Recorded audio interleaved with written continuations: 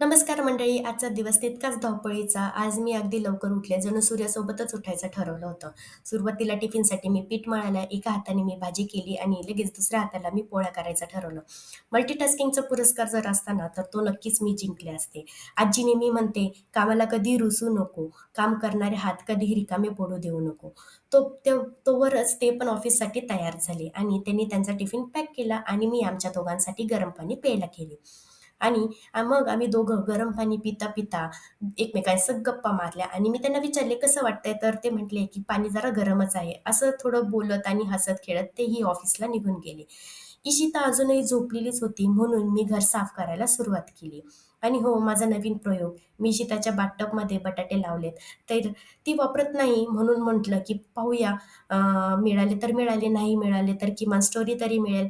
आजोबा म्हणतात, "मातीत लावलेले काहीतरी परत नक्कीच मिळते. माणसाला आदर दिला तर तोही परत मिळतो. बघूया माझे बटाटे आदर परत देतायत का?" मग मी एडिटिंगला बसले आणि एडिटिंगला बसल्यानंतर मी आरशात पाहिल्यावर मलाच विचारले, "मी माझे केस कधी विंचरले होते?" आई झाल्यावर केस आणि मन दोन्हीही विखुरलेले असतात. थोडंसं मॉइश्चरायझर लावून पुन्हा मी कामाला बसले आणि तितक्याच मॅडम आमच्या इशिता उठल्या. गुड मॉर्निंग म्हण सगळ्यांना. Good morning. Good morning. Hello. Hello, good morning. Good morning. That's Charlie. Like, Dad. Share Children. आणि सबस्क्राईब. आणि तेवढ्यात माझ्या आईचाही फोन आला. आमचं रोजचं गॉसिप सेशन. इशिताने मला दूध मागितलं आणि मी आणि इशिता किचनमध्ये जाऊन आम्ही दूध आणि बिस्किट खाल्लं आणि परत मी आपल्या कामात. पण इशिता हल्ली एकच इच्छा, आई काम करत असेल तर तिने माझ्यासोबतच खेळलं पाहिजे. इकडे वॉशिंग मशीन लावून मी दुसऱ्या हाताने इशिताला अंघोळ घातली आणि तिला मी तयार केलं. मग आम्ही दोघींनी मिळून कपडे वाळत घातले. ती सुद्धा "ओके मम्मा" असं म्हणत ती मला मदत करत. मग आम्ही इकडं दोघींनी जेवण केलं आणि थोडं बरं वाटत नव्हतं त्यामुळे मी इथं गोळी घेऊन आम्ही दोघी झोपलो. संध्याकाळी हसबंडही ऑफिसवरून घरी आले आणि येताना आम्हाला मोमोज आणले. इशिताचं तर हॅपीनेसचं लेव्हल खूपच जास्त.